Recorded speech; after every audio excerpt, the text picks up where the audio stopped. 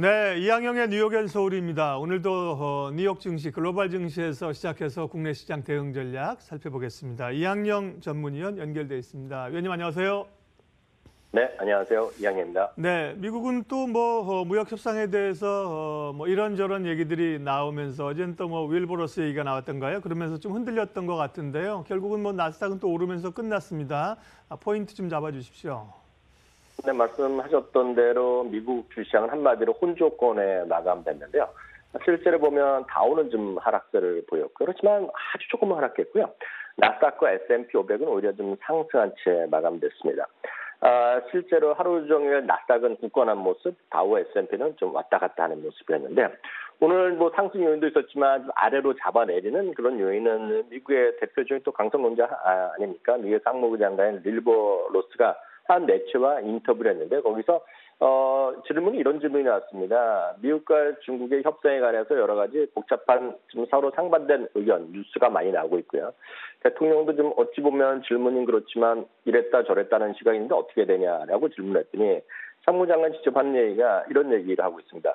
아직 갈 길이 멀었다라는 얘기를 정확하게 그대로 직역하며 이렇게 표현했는데 그만큼 지금 그게 무슨 협상의 기술인지 협상을 위한 어떤 말인지 모르겠으나 물론 다음 주에 이제 미국의 리어 부총리가 와서 조금 고위급 회담을 하겠지만 지금 상무부 장관은 아직 멀었다. 그리고 중요한 것들이 아직 타결과는 거리가 멀다라 하면서 오히려 최근 들어서 트럼프 대통령이 약간 그런 스탠스인데요. 그런 것들이 이어져 왔고요. 또 하나는 결국 글로벌 경기에 대한 우려감이 분명히 여전히 존재하고 있다는 걸 계속 말씀드릴 수밖에 없겠고요. 이제는 약간 무뎌졌죠. 셧다운이라는 것 자체가. 그렇죠. 연방정부 셧다운은 사상 최고 기록을 하루가 멀다고 계속 이어가고 있거든요. 이런 것들이 좀 주시장을 압박하는 요인이었던 반면에요. 오늘은 실적 발표들이 물론 시간 외에 발표하고 약간 엇갈리는 건 맞지만 실적 발표가 오전에 나온 거 그리고 어저께 장 마감한 이후에 나온 것들 때문에 긍정적으로 반영이 됐고요. 반도체주 그리고 항공주 대부분이 기대 이상의 실적을 발표했습니다. 그래서 반도체는 잠시 후에 좀 더 자세히 다루겠고요. 일단 중요한 건 장 마감 후에 나온 것들만 두 가지만 말씀드리겠는데요. 인텔은 예상을 상회하는 어떤 매출은 나왔지만 이익은 나왔지만 매출이라든가 2019년은 전망은 약간 기대에 못 미쳤습니다. 역시 이익은 기대를 맞추고 있지만 매출 자체가 예상보다 좀 조금 아래끼로 나왔습니다. 그래서 어닝 가이던스가 그러면서 장중에는 반도체에서 더불어서 같이 한 4% 가까이 올라갔지만요. 시간에는 지금 6, 7% 하락세를 보여주고 있는 그림을 제가 지금 하나 준비해 와서 여러분들을 보여드리고 있고요. 또 하나가 이제 대표적인 우리나라에서 워낙 잘하는 별다방이죠. 스타벅스가 오늘 실적이 나왔는데요. 일단은 기대 이상의 실적이 나왔습니다. 특히 이제 이런 거는 정확하게 보면 분류는 약간 다르지만 소매점, 동일 점포 매출 이런 게 중요한데요. 동일 점포 매출이 4% 넘게 나왔습니다. 그러니까 예상은 2.8%였는데요. 일단 3분기까지는 미국에서 커피숍에 대한 예를 들어 올겐이나 다른 쪽에 경쟁자에 많이 나왔다고 약간 슬로우하다고 얘기했는데요. 지금 4분기에 스타벅스의 점포 매출 괜찮았습니다. 그런 게 있겠고요. 중국에 대한 약간 생각보다 부진했지만 그나마 스테디하게 팔려 나갔다는 것 때문에 이익이라든가 매출 모두 컨센서스를 상회하는 그렇다고 해서 깜짝은 아니지만 조금씩 좀 더 높은 정도가 났기 때문에 시간 전에는 정규장에는 약간 오히려 좀 부진했지만 2.5% 정도 하락했지만 시간에는 좀 반등하고 있는 것이 스타벅스의 모습이다라고 일단 이해하시면 됩니다. 네, 장 마감하고 실적 발표하는 주요 기업들이 있어서 궁금했는데 시간의 흐름까지 알려주셨고요.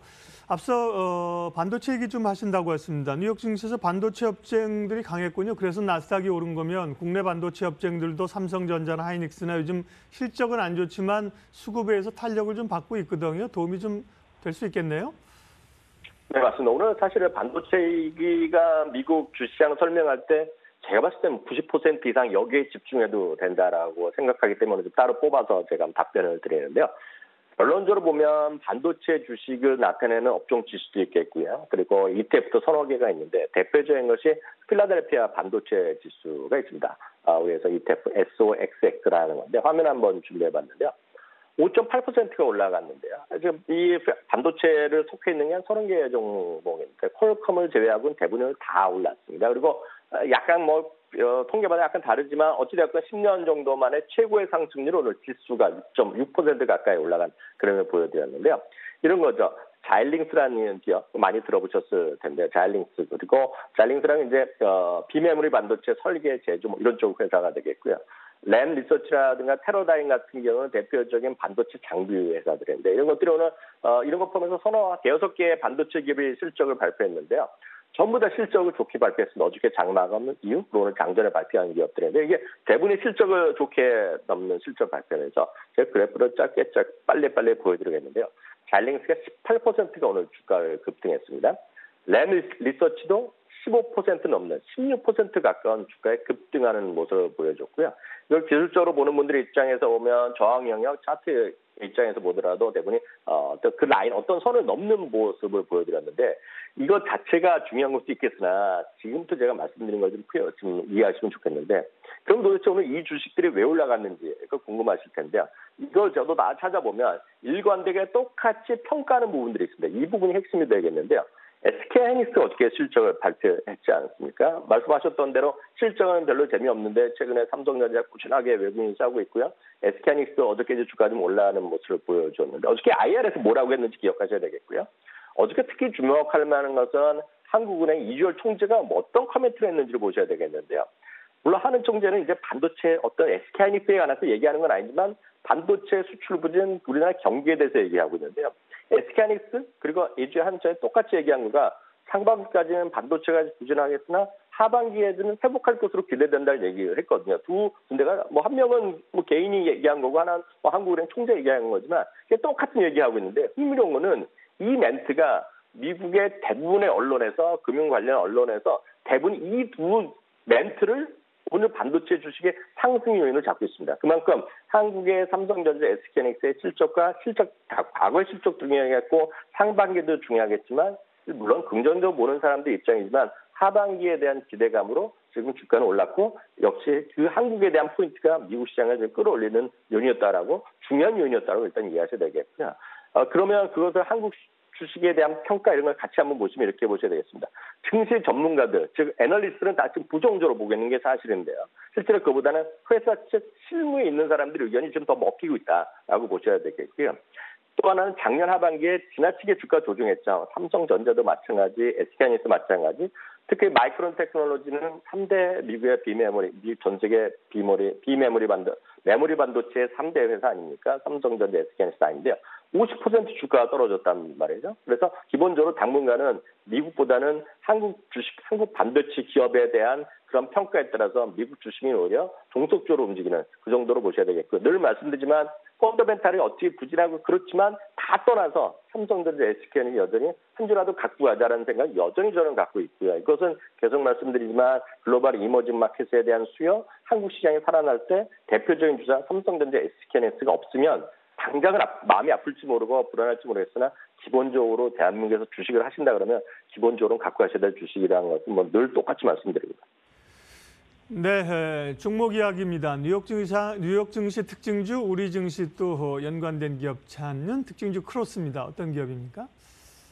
네, 오늘 라스베가스 샌즈라는 기업을 말씀드릴 텐데요. 라스베가스 샌즈라면 미국에서 대표적으로 나쁜 산업이죠. 이게 바이스 스탁이라고 하는데 이게 보면 카지노 회사입니다. 카지노. 그러니까 라스베가스 샌즈는 라스베가스도 있고요. 미국의 어틀랜틱 시티도 있고 대부분이 있고요.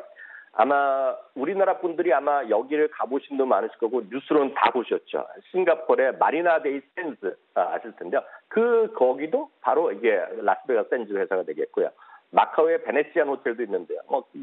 많이 가보셨을 것 같습니다. 그래서 여기들도 다 라스베가스 샌즈 바로 그 회사인데요. 오늘 실적이 좋지 않게 지금 발표됐습니다. 문제는 이들 요인이 그림을 한번 5년짜리 보여드렸는데요. 작년까지 계속 잘 나가다 꾸준히 내려가고 있는데 똑같습니다. 이게 보면 미국과 중국 간의 무역 분쟁, 이러니까 중국 사람들 잘 못 나가는 거죠. 미국에 잘 갈 마음도 없고 이렇게 싸움이 되니까.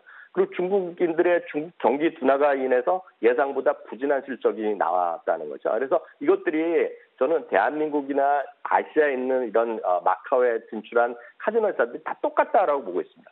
한국은 대표적으로 파라다이스인데요. 파라다이스는 파라다이스 시티 아시지 않습니까? 영종대. 그러면서 수많은 뉴스가 있습니다. 그리고 기대감은 엄청나는데요. 생각보다 실적 자체는 계속 부진하게 상대적으로 나오고 있고요. 실적 눈높이는 4분기 실적도 계속 하향되고 있습니다. 물론 평균 주가, 평균 목표 주가는 이거보다 제가 말씀드린 거 약간 높지만요. 삼성증권에서 목표 주가를 지금 달랑 2만 원으로 제시하면서 목표 주가를 내려놨는데 한번 보시기 바랍니다. 목표 주가 2만 원에 주가는 18,100원이거든요. 물론 목표 주가가 여유가 있건 저유가 적건 간에 올라가면 올라갈 수 있겠으나 늘 말씀드리지만 똑같은 논리다. 지금 전 세계 카지노 기업이 그렇게 재미없는데 대한민국 카지노만 좋아질 이유는 없다. 그렇게 해서 이런 주식 모두 결국은 기술적 대응이다. 다만 이번에 설날 맞이해서 얼마나 미국, 중국 사람이 올지 모르겠으나 기본적으로 보면 기술적 대응은 충분하다 이렇게 말씀드리고 싶습니다. 예, 이항영의 뉴욕 앤 서울 이항영 전문의 오늘도 함께했습니다. 고맙습니다.